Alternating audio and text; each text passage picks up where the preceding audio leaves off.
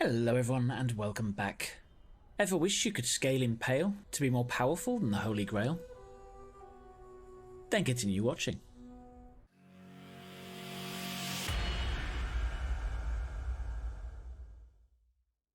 Impale is a debuff that can be applied by qualifying hits. To be eligible to Impale, a hit must have a physical damage component and a chance to impale. And it's a hit, so you actually have to hit the enemy, but that goes without saying. If our Impale chance is 100% and we have a physical damage component, then we will always apply Impale with a hit. If you are doing an Impale build, then you want 100%. On the tree to scale Impale, we have 12 passive nodes and a Keystone. In terms of Ascendancy, the only Ascendancy that actually refers to Impale is the champion under the Joules starting area. This used to be extremely strong but has been nerfed in recent patches. Of course, anything that sort of buffs attacks will be good, because the more damage we do with the attack, the more the Impale damage is. Now, whilst Impale can be applied by any hit, all of the tree nodes specifically talk about attacks or two-handed weapons, which means they will not work with spells. The only exceptions to this is the Master of Metal Ascendancy node and the Keystone, the Impaler, which will work off any hit. Furthermore, the Impale support gem does not support spells. In fact, there was only one item in the whole game that I could find that actually gives you Impale chance with spells, and that's the Replica Heartbreaker. This gives you a whopping 20% chance to Impale with spells. Now, that's not to say it won't work. The Impaler Keystone seems to have been designed specifically with spells in mind, and that's because it reads as follows. When your hits impale enemies, also impale other enemies near them. Inflict 4 additional impales on enemies you impale. For 4 seconds after you impale enemies, they cannot be impaled again, and impales cannot be called from them. Now, the 20% we could get from Spell Impale basically works perfectly with this, because on average every 5th hit would cause us to impale, which would impale them 5 times. And then we can't impale again for another 4 seconds. So if you hit once every second with a spell, this will work perfectly. Of course, I don't know how many spells there are that are that slow, but I can't think there'll be that many. But to be honest, I couldn't think of any other purpose for the Impaler other than that one niche use case. And who knows, maybe I'm missing something? If I am, please let me know in the comments below. The Master of Metal notable off the Ascendancy tree for the champion is rather pleasant.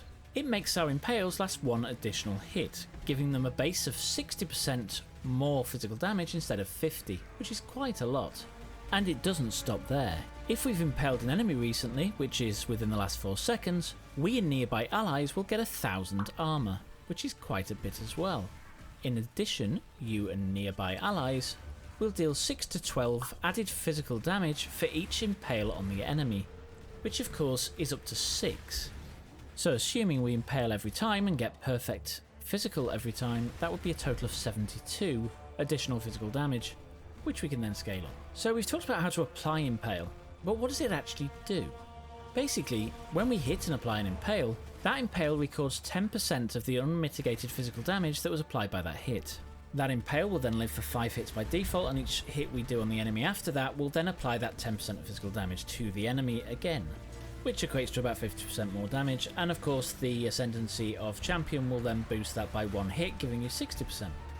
Now, whilst Impale doesn't take into account physical damage mitigation when it's recorded, when it's played back each time it will take into account physical damage reduction from armour and things like endurance charges and flat physical damage reduction. Now, back when all the early level trash mobs got a load of extra armour, they introduced into the game something called Overwhelm to help mitigate it, and it's basically elemental damage penetration but for physical damage. It does, however, have one major difference, and that is it cannot make physical damage reduction negative and therefore turn it into a multiplier. One of the types reads, Impale damage dealt to enemies impaled by you, overwhelm X% physical damage reduction. Now, that one that rolls off the tongue so easily only applies to Impale. There is another that says overwhelm X% of physical damage reduction. Now, this will apply to our hit and our Impale. You will not, however, get any double stacking bonus off this one, because remember the recording is done not taking any mitigation into effect, and therefore the overwhelm won't be taken into account either. Now, the way I like to think of Impale is like a first in, first out queue.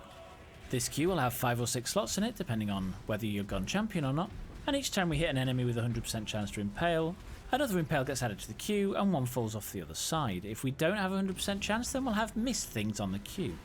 And then basically whenever we hit, however many impales are in the queue, then apply 10% of the physical damage of the hit that caused them. Now there is something that can affect that 10%, and that's Impale effect. And the way that this works is it modifies the percentage. So if we have 100% Impale effect, we will double the amount recorded. So we will record 20% instead of 10%. Now for any of you who can do maths quickly, you'll probably have just realised that that gives us double our damage. And if we've gone champion with the correct Ascendancy, that's 120% more damage. Now the maximum node on the tree gives us around 5% chance to deal double damage. If we always impale, we effectively get a 100% chance to deal double damage, which is broken. It's not as broken as it used to be though, because we used to be able to get about 9 hits before our impale fell off. Now, I couldn't work out anywhere in the game where you could actually find out what your increased impale effect was. Now we could work this out manually, but personally I'm far too lazy. So for this, you need to go into Path of Building, go into the Calcs tab, select your main skill under View Skill Details, and there's a whole tab on Impale. And if you hover over Stored Damage, for which mine is at 18.3%, you can see all the things that add up to that effect. It will also give you a total damage modifier based on the number of stacks you've got, and all the stored damage modifiers. In this case, I'm doing over double damage. Now there is one other thing that will cause Impale to expire, other than it falling off because we've hit it 5 or 6 times, and that's that each Impale stack has an 8-second duration. Now unless you hit extraordinarily slowly, this should cause you absolutely no problem at all, which effectively renders the increased Impale duration on the tree completely pointless. Okay, so that's Impale explained. Let's move on now to the skill gems and support gems that really shine when it comes to Impale. And first, let's look at Impale support. This gives us a flat 40% chance to impale enemies on hit. Supported attacks then have 20 to 49% increased Impale effect. So at gem level 20, we have 49%, which is really close to having half of the amount required to double our damage. We then get up to 15% more physical damage for the skill, and also 30% penetration of physical damage on the Impale. So it's really rather strong and definitely a must for any Impale build, providing of course that Impale build isn't a spell. Now normal gem quality gives us a 0.5% increased Impale effect per 1% quality, which is a 10% increased Impale effect when at gem quality 20. If you select Divergent, then at gem quality 20 you'll have a 5% chance to inflict an additional impale on enemies that the skill just impaled. That means potentially 2 impale stacks per position in the queue, which would be roughly once every 20 hits. And I don't know, but if you could hit fast enough, maybe you could make that work. Our next skill is the Dread Banner, which I'm guessing is a banner that causes dread to nearby enemies. No, in all seriousness, it's a banner that works really well with Impale. Now I'm only going to go over the Impale stats on here, but basically Impale makes the banner gain stages, which helps fortify, but it also gives us a flat 20% chance to impale enemies on hit, with attacks of course, and up to 19% increased Impale effect at gem level 20. Now there's only 4 more skills to cover, and they're the steel skills. Now some of you may be thinking, hold on, there's only 3, but you'd be wrong. Call of Steel is granted by any of the other steel skills, and is only available via those other steel skills. Now when you trigger Call of Steel, it pulls steel shards out of nearby impaled enemies and corpses, dealing reflected physical damage equal to the total stored impaled damage in the area of effect around them.